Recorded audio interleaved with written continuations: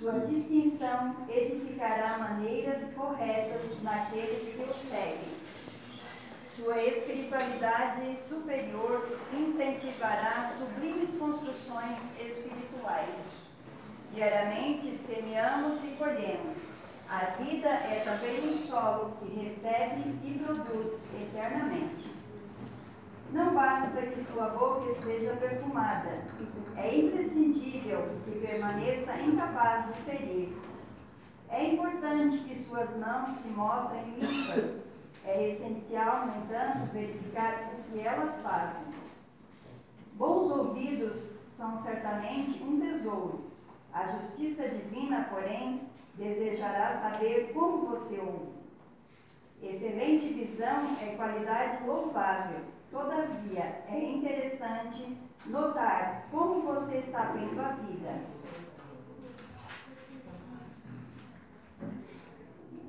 Possuir saúde física é reter valioso dom, mas é necessário considerar o que faz você do corpo sadio.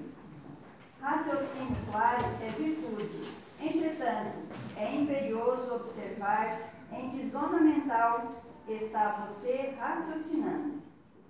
Bela imaginação é trazer consigo maravilhoso castelo. Convém reparar, porém, com que imagens você povoa o seu palácio interior. Grande emotividade é característico de riqueza íntima. Contudo, é preciso saber como gasta você as emoções. Possibilidades de produzir intensamente são recursos preciosos. No entanto, é imprescindível conhecer a substância daquilo que você produz.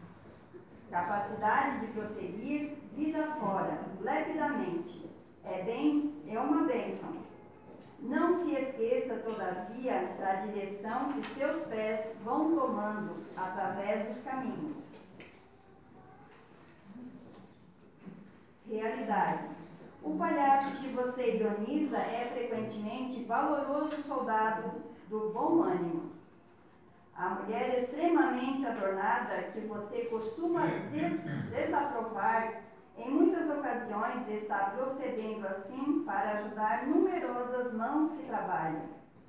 A cantora que baila sorrindo e da qual você comumente se afasta entediado, na suposição de conservar a virtude, geralmente procura ganhar o pão para muitos familiares necessitados, merecendo consideração e respeito. O homem bem posto, que lhe parece preguiçoso e inútil, talvez esteja realizando trabalhos que você jamais se animaria a executar. Não julgue o próximo pelo guarda-roupa ou pela máscara. A verdade, como o reino de Deus, nunca surge com aparências exteriores. Não acuse o irmão que parece mais abastado. Talvez seja simples escravo de compromissos. Não condene o companheiro que, dado a autoridade, é provável seja ele mero devedor da multidão. Não inveje aquele que administra enquanto você obedece. Muitas vezes é um torturado. Não menospreze o colega conduzido a maior destaque. A responsabilidade que lhe pesa nos ombros pode ser um tormento incessante. Não censure a mulher que se apresenta suntuosamente. O luxo provavelmente lhe constitui amarga aprovação. Não critique as pessoas gentis, que parecem insinceras à primeira vista.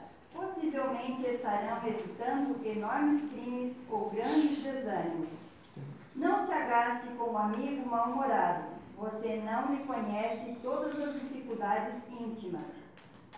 Não se aborreça com a pessoa de conversação ainda fútil. Você também era assim quando lhe faltava experiência. Não murmure contra os jovens menos responsáveis. Ajude-os quanto estiver ao seu alcance, recordando que você já foi leviano para muita gente. Não se Não seja intolerante em situação alguma. O relógio bate incessante e você será surpreendido por inúmeros problemas difíceis em seu caminho e no caminho daqueles que você ama. Assim seja. Boa noite a todos, meus irmãos. Sejam bem-vindos à nossa casa de oração. Vamos, nesse momento, elevar o nosso pensamento a Deus, pedindo ao nosso Pai Maior, a Jesus, o nosso amado Divino Mestre, e também a mentora desta casa, Graciana Soares Rosa, que derrame sobre nós essas boas energias para que possamos, na noite de hoje, aprender mais um pouco sobre a Palavra de Deus.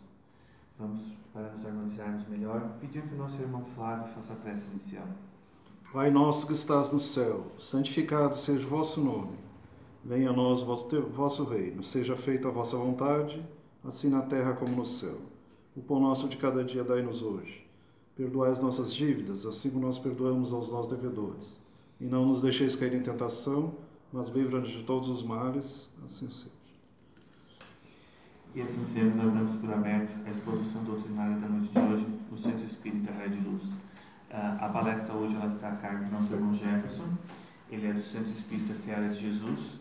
Ele vai falar sobre o assunto o Espírita diante a morte. Vamos todos de pé para que ele possa nos transmitir o preparando. Obrigado. Pessoal, boa noite a todos. Que Deus nos proteja e nos ilumine sempre. O tema é o Espírita diante da morte.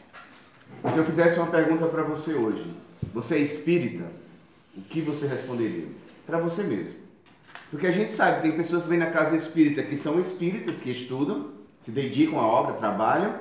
E tem aquele que se diz espírita, vem nas palestras, se diz espírita, mas não frequenta os estudos. E tem aquele que não se diz espírita, mas é simpatizante, né? Ele gosta da doutrina, vem assistir palestras, vê filmes. Então tem as suas classes dentro do movimento espírita. Então muitas vezes a gente olha para um católico e diz assim, eu sou católico. Aí você olha para o comportamento desse e fala, meu Deus, será que ele é católico mesmo? Aí você olha para um evangélico, você tem a mesma ideia. Você olha para um espírita, também tem a mesma ideia. Ele se diz espírita e é assim. Então o espiritismo ele não tem batizado. Eu não sou batizado na doutrina espírita, diferente das outras religiões. Isso quer dizer, eu me torno espírita quando o entendimento da doutrina espírita faz parte da minha vida. Então, diante de várias situações da minha vida, o espiritismo diz, olha, o comportamento do espírita deve ser assim. Agora, ele não te obriga a ser assim. Então, a gente sabe o que é certo e o que é errado, o espiritismo não proíbe nada para ninguém. Se você quiser ter seus vícios morais, é opção sua. O espiritismo diz, você vai assumir as consequências dos seus atos. Então, diante da morte, eu preciso ter um comportamento e a gente vai identificando se aquela pessoa é espírita ou não diante da morte. Por exemplo, qual é o seu comportamento diante da morte? O que você acha que é a morte? Porque muitas vezes as pessoas não entendem que muitas pessoas foram buscar o Chico Xavier não para encontrar nem Jesus, nem Deus.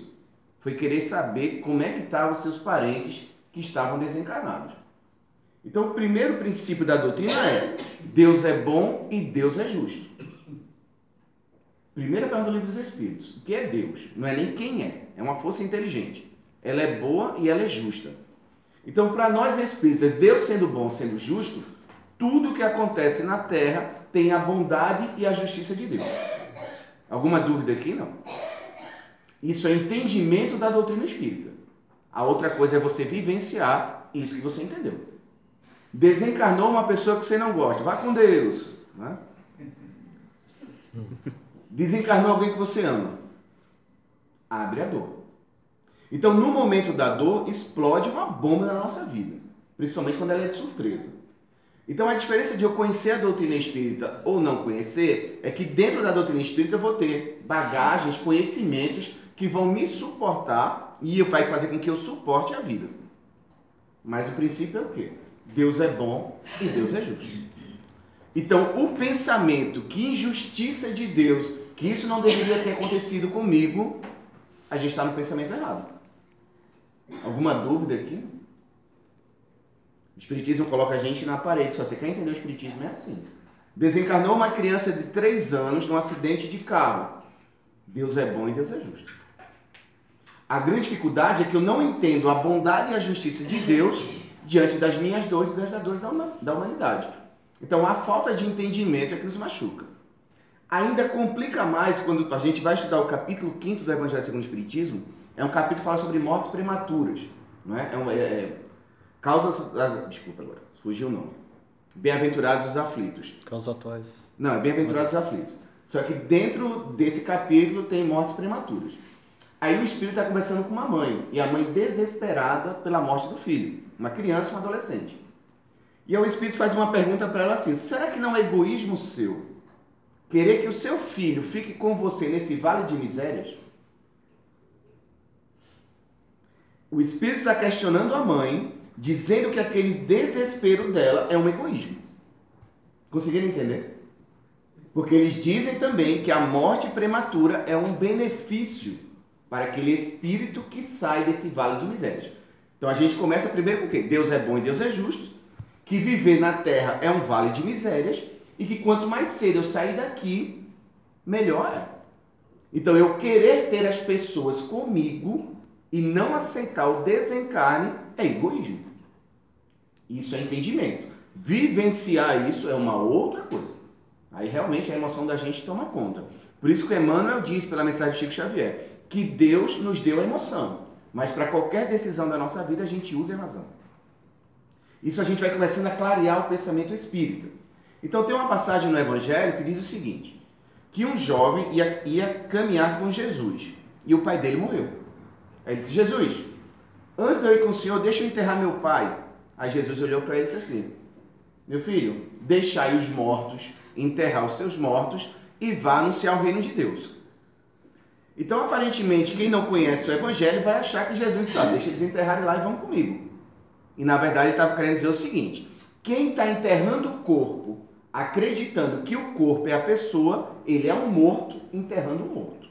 Vá anunciar o reino de Deus. Quer dizer o seguinte: a vida verdadeira é a espiritual. Quem vai morrer aqui um dia? Coisa mais certa que existe. Não é isso? Só que eu vou dizer uma coisa para vocês. Toda noite a gente morre, ou toda hora que a gente está dormindo, a gente morre. A gente só não desencarna. Uma pessoa está em coma, ela morreu, ela não tem mais reação, mas ela não desencarnou. Isso quer dizer, o espírito ele está ligado ao corpo físico. Dependendo da doença que tiver no corpo físico, esse espírito não mais movimenta esse corpo. Mas ele não se desligou. Então a morte é uma coisa, o desencarne é outra. Então todos nós um dia vamos desencarnar. Então tanto a morte quanto o nascimento é uma lei de Deus. Então o problema não é a morte, pessoal. O problema é a gente que não sabe lidar com ela. Como a gente não entende, e muita gente diz assim: falar disso, meu Deus do céu, isso vai atrair. Já está, a atração já existe para dentro da sua casa e da sua família. Não é? Muita gente diz assim: primeiro os mais velhos, depois os mais jovens, da família dos outros, para depois vir na nossa. E a lei não é assim.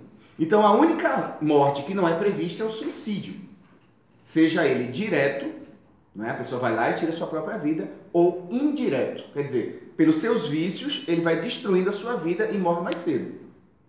Aí muita gente se assusta com o suicídio. Eu sou um espírito que, particularmente, eu quero tirar essa imagem do suicídio, porque ela é muito dramática. Realmente, você tirar a sua vida causa dor. Mas o que é morrer de fato? É voltar para casa. Nós não somos corpos físicos, nós somos espíritos ligados ao corpo. Quando esse corpo é enterrado, a gente vive no mundo real. Então nós somos aqui, vamos dizer aqui, 70, 80 pessoas aqui. Deve ter mais espíritos fora do corpo aqui com a gente do que a gente aqui na sala. Então, quando a gente morre, a gente volta para casa. Quando eu tenho uma ideia que viver na Terra é a minha vida real, quando alguém sai daqui, eu sofro. Então, quando alguém morre pelo suicídio, o que aconteceu com ele? Ele voltou para casa de uma forma que não devia. Aí muita gente diz assim: meu Deus, o suicida sofre muito. Ele sofre muito. Por quê? Ele quebrou a lei de Deus, ele foi contra a lei de Deus. Aí Deus diz o seguinte: você nasce e você morre. Quando você antecipa a sua morte, você furou o sinal. As suas consequências vai ser grave. Por exemplo, uma pessoa que cometeu um suicídio se enforcando, dando um tiro na cabeça. Ele desencarna, o corpo dele é enterrado, mas ele se comprometeu e no futuro ele pode voltar com deficiências físicas, mentais, porque o seu corpo espiritual foi danificado. A gente é uma energia, que é o espírito, a gente tem o corpo espiritual e tem o corpo físico. Tudo que eu agrido o meu corpo físico, eu agrido esse corpo espiritual. Numa próxima encarnação, quando eu for montar o corpo, eu já venho com defeitos para que eu possa restituir isso. Então, não existe inferno. O inferno está dentro da gente. Tudo que a gente tiver de bom é o nosso céu, tudo que a gente tiver de ruim é o nosso inferno. Só que a vida continua. Aí eu pergunto para vocês, quem sofre mais no plano espiritual? Uma mulher, mãe de família, que ajuda muitas pessoas, que passou por uma crise emocional muito grande, entrou em depressão, não segurou e cometeu suicídio. Ela voltou para casa, mas ela era uma pessoa boa. Um corrupto, por exemplo, que assina uma lei e morre um monte de crianças inocentes nos hospitais. Quem tem a consciência mais pesada? Uma mãe de família ou uma pessoa que realmente destruiu a humanidade assinando leis? Então, o sofrimento no plano espiritual é a sua consciência. Ficou claro para todo mundo aqui? Agora a gente vai para a palestra. Era só para a gente situar um pouco.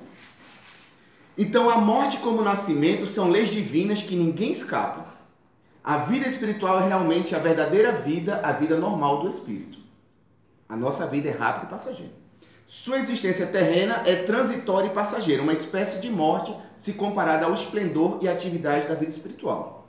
Nós somos espíritos imortais, isso quer dizer, uma vida só seria injusta, então a gente vai e volta num processo de evolução. Você acreditar que uma vida única é a certa, Deus seria injusto. Você vai nascer sem 2 braços, sem 2 pernas e pobre. Você vai nascer todo saudável, feliz, com toda assistência. Deus jogou miséria para um lado e alegria e bonança para o outro. Deus não seria justo. Então, essa passagem desses 2 espíritos é nessa situação. Jesus nos ensinou dizendo, não vos inquieteis com o corpo, mas pensai antes no espírito, e de pregar o reino de Deus, e de dizer aos homens que sua pátria não se concentra na terra, mas no céu, porque somente lá é que se vive a verdadeira vida. Então, quando perguntaram para o Chico Xavier, Chico, o que é que te deixa mais feliz como trabalhador espírita? Ele dizia, as cartas que eu entrego para as mães dos seus filhos desencarnados. Chico, mas como é que você garante que essa carta é do filho daquela senhora? Ele diz, eu não garanto nada, pergunte para ela. Eu só escrevi. Então, as pessoas que iam lá iam receber essas cartas psicografadas e reconheciam seus filhos nessa comunicação. E por que isso gratificava o Chico? Porque ali existia a comprovação da imortalidade da alma. Só que ele não precisava dizer. A pessoa, quando lia a carta, identificava. É do meu filho. Ninguém poderia saber disso. Então, para nós espíritas, já foi comprovada a imortalidade da alma. Resta saber se você consegue vivenciar. Né? Mas a gente já sabe que existe. A morte está numa obra A Vida e Caminho, Justiça Divina do Emmanuel, pelo Chico Xavier. Né? Ele diz o seguinte, a morte para as criaturas terrestres terá um dia exato e virá aos homens pelos desígnios de Deus? Será que era o dia certo dele morrer? Todo mundo tem essa dúvida, né? Emmanuel responde para a gente. Ele diz, ousamos afirmar que a desencarnação tem dia certo. Desencarnar tem um dia certo. No tempo, no entanto, é justo comentar o problema na pauta da lógica. Aí ele vai explicar essa resposta dele. Quer dizer, a desencarnação tem um dia certo. Quando a pessoa humana recebe com paciência as dificuldades passageiras. Você está sofrendo e você consegue passar por isso equilibrado, paciente. Quer dizer, faz parte do meu processo de vida lidar com essas dores. Porque quando você se desespera com os seus problemas, você acaba cometendo suicídio. O fim do corpo, de que se utilizou para o estágio no mundo físico? A gente pegou um uniforme e veio passar um período na Terra. Por isso que seu corpo vai ser destruído. Quando você estiver com doenças, está tudo certo. Ele foi feito para ser destruído. Ou mais cedo, um bebezinho já com doença, ou você bem mais velho. Então, o desespero pela doença física é um desequilíbrio ainda do entendimento espiritual. Porque faz parte do nosso processo a gente adoecer. Então, no mundo físico, encontrando a morte em ocorrências ou moléstias com as quais não contavam. Ele está jogando o desencarne para doenças físicas. O corpo da pessoa foi se destruindo.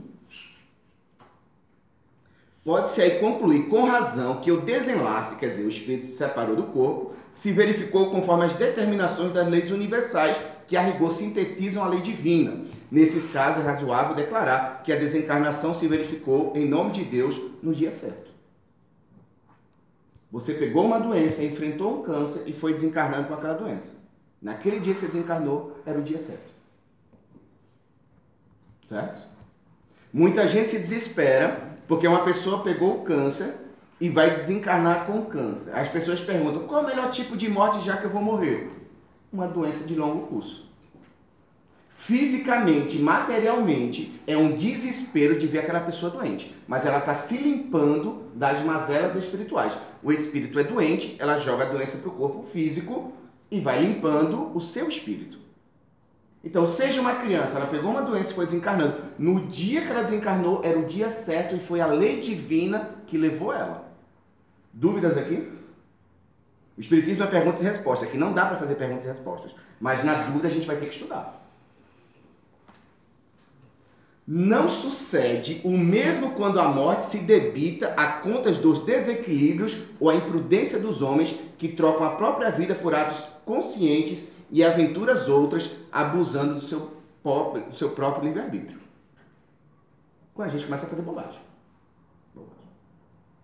A morte na Terra age em conexão com a lei divina ou com as diretrizes errôneas das criaturas quando se torna irresponsáveis. Se a sua doença física foi provocada pelo seu comportamento, não era aquele dia. Você pegou uma doença que você não sabe por que pegou. E desencarnou com aquela doença, é uma coisa. Você bebeu demais, pegou uma hepatite, fumou demais, pegou o câncer e desencarnou com essa doença, você provocou a sua doença, é diferente. Então, o desatino do meu comportamento me levou a uma doença física, por isso eu desencarnei. Aí eles dizem, compreendamos, pois, que a desencarnação tem um dia certo. Segundo a lei divina, o dia exato conforme o comportamento do homem. O dia que ele morreu